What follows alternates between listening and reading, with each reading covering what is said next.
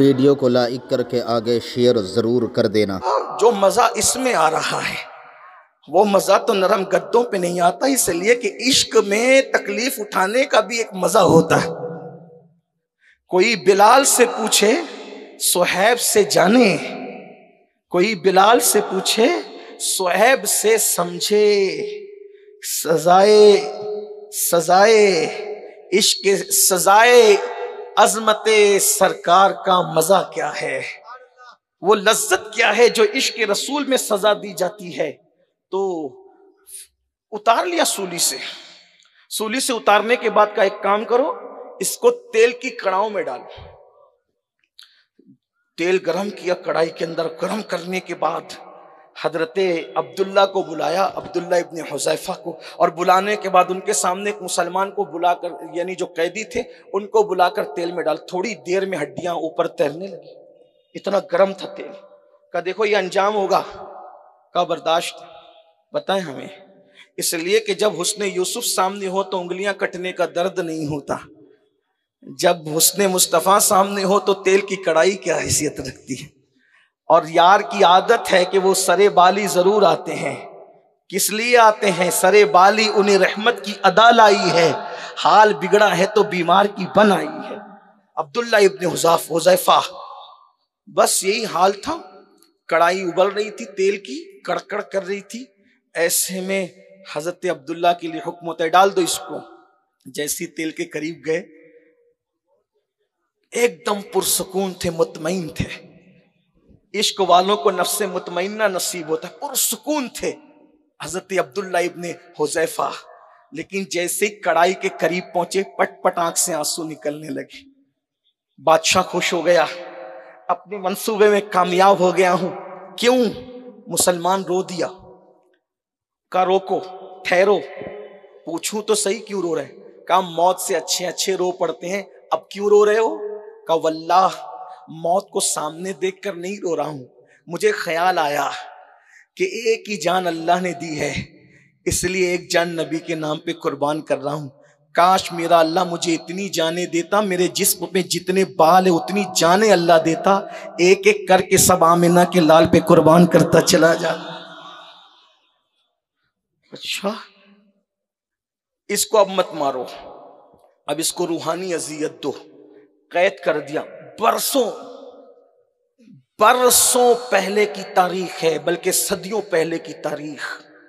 अब्दुल्ला इब्ने हुज़ैफा को कई दिन तक भूखा रखा, और जब भूख से बेचैन हुए तो शराब और सूअर का गोश्त हजरत अब्दुल्ला को खाने के लिए दिया। हालांकि हालत इज़्तिरार में, इज़्तिरारी हालत के अंदर, यानी कि जब मौत सामने हो तो फिर इस तरह की चीजें आने पर फिर उलमा की तरफ से इजाजत होती है कि जान बचा ले। अब्दुल्ला ने नहीं खाया न सूअर का गोश्त न शराब। जब पूछा बुलाकर क्यों नहीं खाते, कहा कि इस हालत में तो खा सकते हैं, मगर खा करके तुझे खुश करके अपने ईमान की कमजोरी का सबूत नहीं दे सकता, इसलिए नहीं खाया। मैं आपसे पूछता हूं, सूअर खाना हराम है कि नहीं? कोई मुसलमान नहीं खाता सूअर, अल्हम्दुलिल्लाह नहीं खाता, लेकिन सूअर खाना भी हराम है और सूद खाना भी हराम है। एक बात कह दूं, ये भी हराम वो भी हराम, मगर याद रखना मुसलमानों, सूअर खाना हराम है, लेकिन सूअर खाने वाले के साथ अल्लाह ने ऐलान जंग नहीं किया। कुरान में सूद खाने वाले के साथ ऐलान जंग किया है। सूअर से नफरत करते हो तो सूद कैसे बगैर हलक के निगलते हो? और सूफिया फरमा रहे कि जिसके पेट में हराम होगा उसके पेट में इश्क रसूल नहीं आ सकता। जब हजरत अब्दुल्ला ने फरमाया कि अपने ईमान की कमजोरी के लिए दिखाने के लिए, तुझे खुश करने के लिए नहीं खाऊंगा सूअर, शराब को हाथ नहीं लगाऊंगा, हराम है हमारे यहाँ, मुतासिर हुआ। कहा ठीक है मैं तुम्हें आजाद करता हूं, लेकिन एक शर्त है, मेरी पेशानी चूम लो, जाओ आजाद हो जाओ। हजरत अब्दुल्ला ने कहा, सोचा अपनी जान के लिए इसकी पेशानी नहीं चूमूंगा, मुस्लिम उम्मा का कोई मफाद होना चाहिए। पर मैं अकेले नहीं जाऊंगा, जितने मुसलमानों को कैद किया अगर सबको छोड़ दे तो मैं वादा करता हूं कि तेरी पेशानी चूम लूंगा। उसने कहा ठीक है, एक बार मेरी पेशानी चूम ले, जितने मुसलमानों को मैंने कैद किए सबको आजाद कर दूंगा।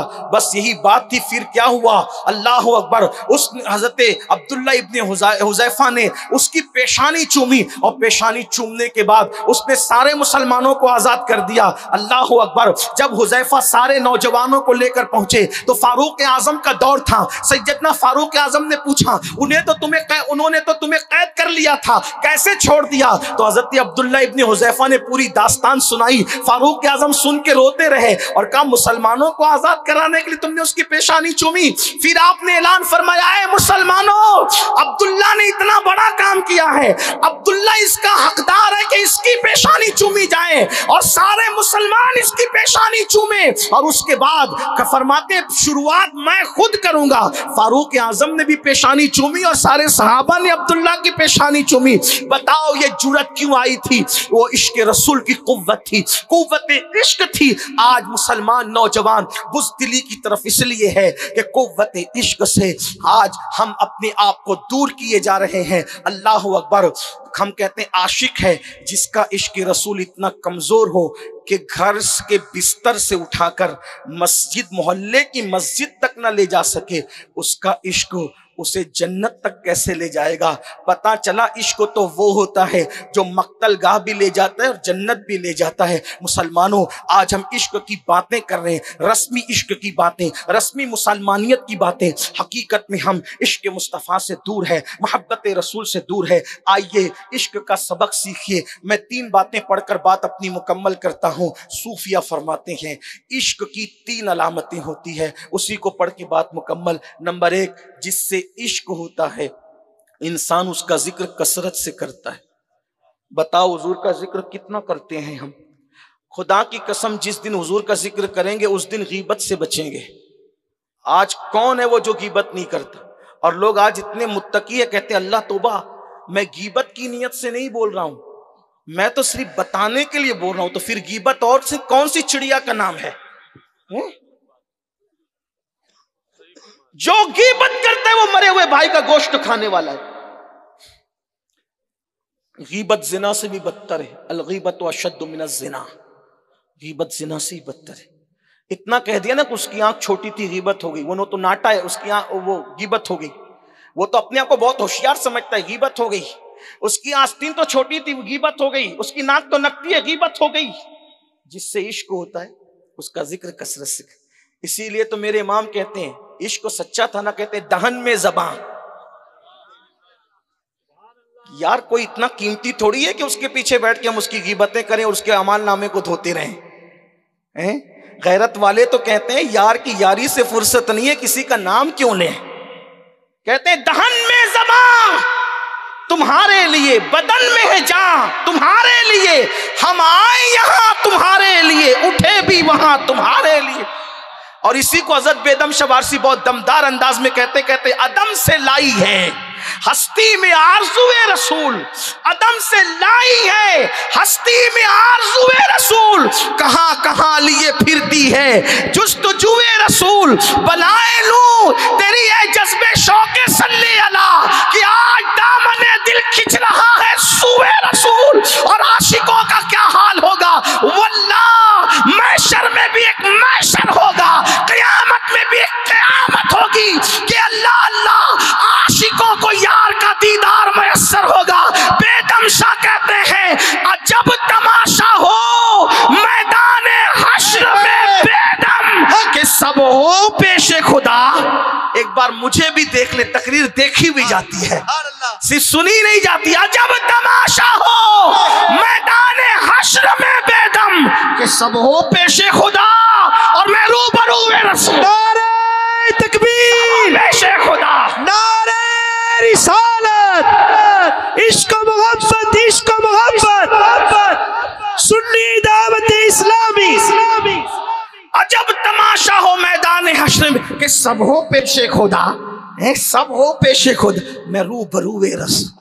क्या मजे होंगे, महशर में भी एक महशर, कयामत में भी एक कयामत होगी।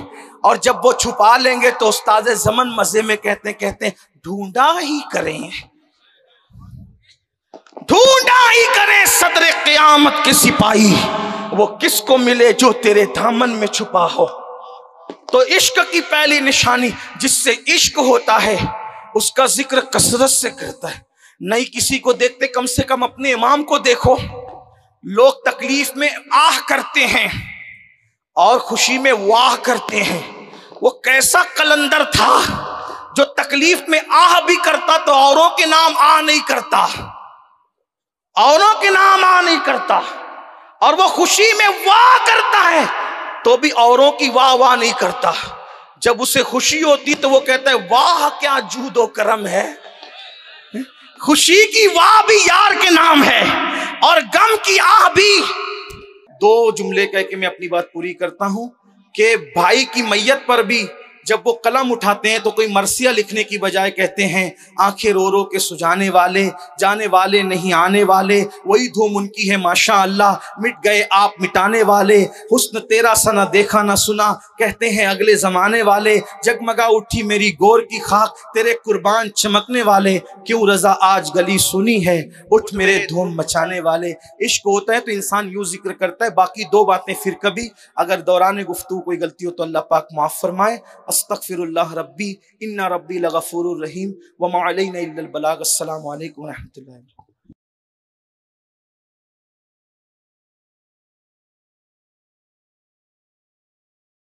वीडियो अगर अच्छा लगा हो तो लाइक करके सवाब की नीयत से अपने दोस्तों के साथ ज़रूर शेयर कर देना, ताकि वो भी इस वीडियो को सुन कर के जो है अपनी ज़िंदगी में कुछ सीख सकें और दूसरों को सिखा सकें और गुनाहों से बच सकें और अल्लाह रब्बुल इज़्ज़त की इबादत कर सकें। क्योंकि अल्हम्दुलिल्लाह सैयद अमीनुल क़ादरी साहब अपनी वीडियो के अंदर बहुत कुछ अच्छा अल्लाह के फ़ज़ल से सिखाते हैं और लोग अल्हम्दुलिल्लाह सीखते हैं।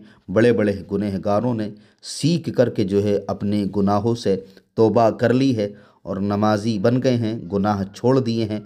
ये वीडियो अल्हम्दुलिल्लाह सवाब की नीयत से अपने दोस्तों के साथ ज़रूर शेयर कर दें। अल्लाह हाफिज़। अस्सलामु अलैकुम व रहमतुल्लाहि तआला व बरकातुहू।